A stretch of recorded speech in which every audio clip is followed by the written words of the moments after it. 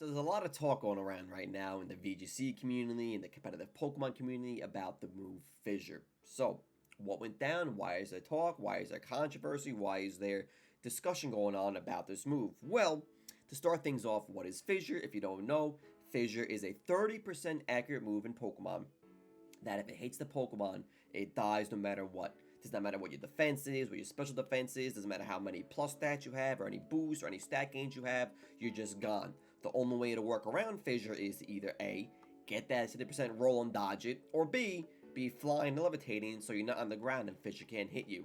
So, what went down at Fort Wayne? What went down at Fort Wayne was exactly this.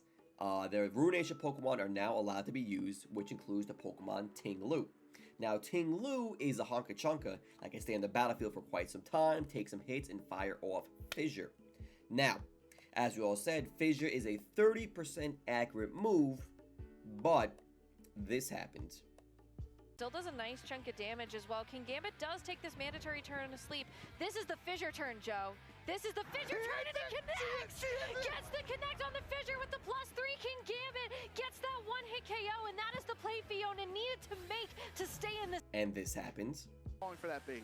The Thunder Wave here on the Amoonguss. This thing is taunted and now has full paralysis. Definitely a way to try and stop it from doing anything. All 3 turns of full sleep. 3 turns of sleep on this Kingambit. No Fissure way. connects again on this Kingambit. Kingambit not able to do anything in either of these 2 games. And this happens. Out, clicking Flare Blitz instead into that Gyarados, actually able to hang on even with the burn here. Little bit of chip damage onto this Arcanine. Ting-Lu goes for the Fissure again into the Amoonguss. That is 3 out of 4. That is a 75% on a 30% accurate move. And this happens. What's going to happen here makes quite a lot of sense. I think it's important to see this Flare Blitz targeting down instead of getting a Howl off. You know that that is definitely where the target is trying to go. Wave Crash from the Palafin, another double target into that Baxcalibur. Ting-Lu once again free to maybe click Fissure. This target gets another one. Fiona, stop! No way! Onto the Arcanine. That is all KOs in this game. Have fed Fissure. So in the battle with Fiona and Luca, Fiona landed 4 out of 5 fissures on her opponent, and basically, out of the 2 games they played, literally a whole entire team's worth of Pokemon dropped because of a simple click of a button and a roll and luck.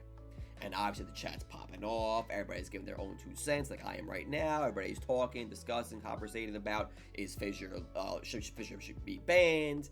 Is it skill-based? Is it not skill-based? Should it be used? Should it not be used? Yada, yada, yada, so on and so forth. Of course, there's always going to be some rumblings in Twitch chat and Twitter and whatnot. But then, it got a little more interesting when Wolf said this. Just a luck-based move, but still, it's a move where your fate is out of your hands. And for me personally, I don't like it. I don't respect it. So, if you're thinking about playing Ting-Lu with Fissure, don't. And also, he said this right after, to continue on his point. For example, I think that now, basically I think we're going to see a spike in Ting-Lu related teams, and at EUIC I think the teams that do well there, I think some Ting-Lu teams will certainly do well, just because it's so bulky and Fissure. If you want to use Fissure, you listen to me right now. You might be thinking let me tell you, you listen to me, okay? It depends on what kind of person you are. Are you somebody who says, I want to win the game because I'm lucky, or because I'm the best Fissure player? Or do you want to leave your fate up to chance? Now, I do want to say that Fissure is a little bit more skill-based than I think people give it credit for. It's not just oh, I lead Ting-Lu, I click Fissure, whatever. The players who are best at utilizing Fissure are the ones who are putting themselves in a position where Ting-Lu is not threatened and has multiple chances to get it off. So it's not just a luck-based move, but still it's a move where your fate is out of your hands. And for me personally... So what did those 2 clips basically say from Wolf right there? Number 1, I will say I completely agree with him. If you play Fissure, I don't respect you.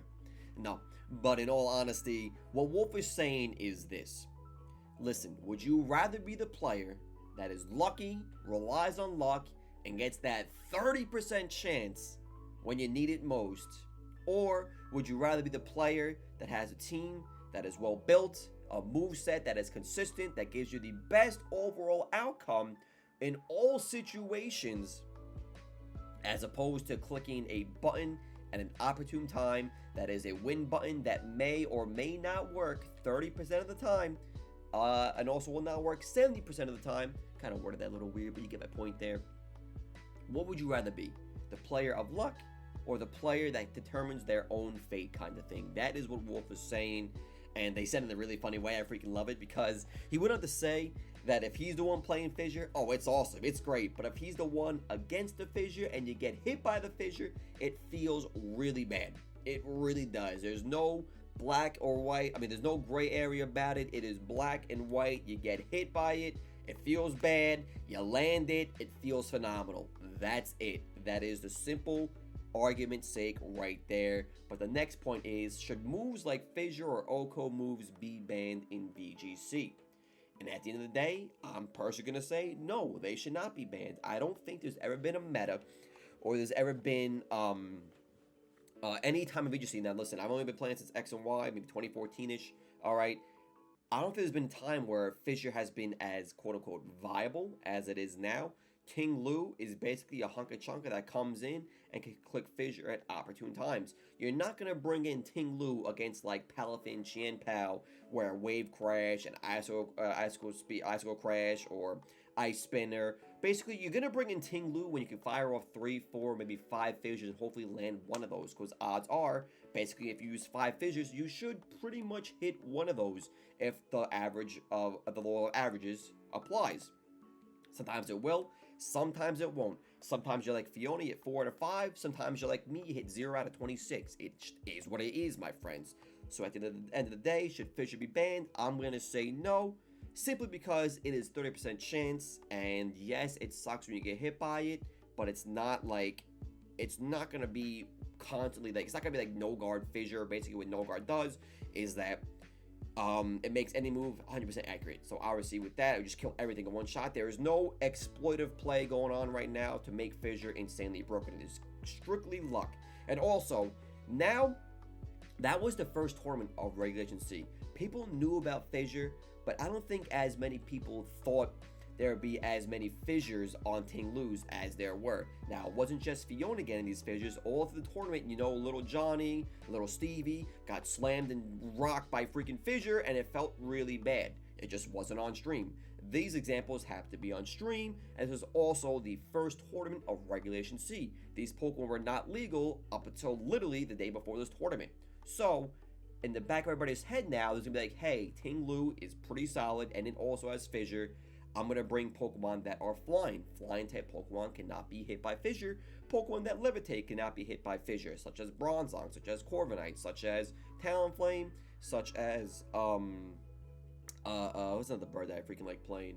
Gyarados. It's not a bird, but it's flying type, you know? You're gonna see a rise of those Pokemon, and maybe in that situation right there, if Luca instead of being Terra Dark was Terra Flying, there's no problem there. He probably goes on and wins that game with those +2, +3 King Gambits attack boost there. But at the same time, like, Fiona put it to sleep. Okay, she gave herself the opportune time to come in, set the Fissure, or get the Fissure off while the King Gambit is asleep, and if she hits them, awesome. If she doesn't hit them, she loses. She literally said in the interview after the game, listen, I played him already, it's almost an automatic loss, I gotta go for Fissure. She recognized her win con, she utilized it, and it happened to work out this time. What we don't hear about is when she played him in Swiss the day before, or whatever it was, and got blown back and lost, even with the Fissure. So, I don't think there is a reason for Fissure to be banned. It is kind of in a gray area, but for me, it is not exploitative. I can't say the freaking word. And there's ways around it. You're going to see a rise in flying Pokemon, Terra flying Pokemon, and you're going to see Gyarados. I think Gyarados is going to be coming around a lot more now. But then again, there's going to be more meta calls, and meta's going to develop. Like I just said, this was literally day one of this Pokemon being legal. People knew about it. They didn't expect it to be as high usage as it was. Now it's in everybody's head. Ting-Lu, Fissure, prep for it. Bada bing, bada boom. You know, it's going to be more ready to prepare for it. But that's just my opinion. What do you guys think? Let me know in the comments down below. See what you're feeling about Fissure, whether you're pro Fissure, anti Fissure. Let me know. I honestly want to talk about it and discuss it. So that's that, guys. Let me know in the comments down below. Have a great day. That's your little update about that Pokemon hoopla right now. And we'll see you soon. Fancy outro, yeah. Was that good?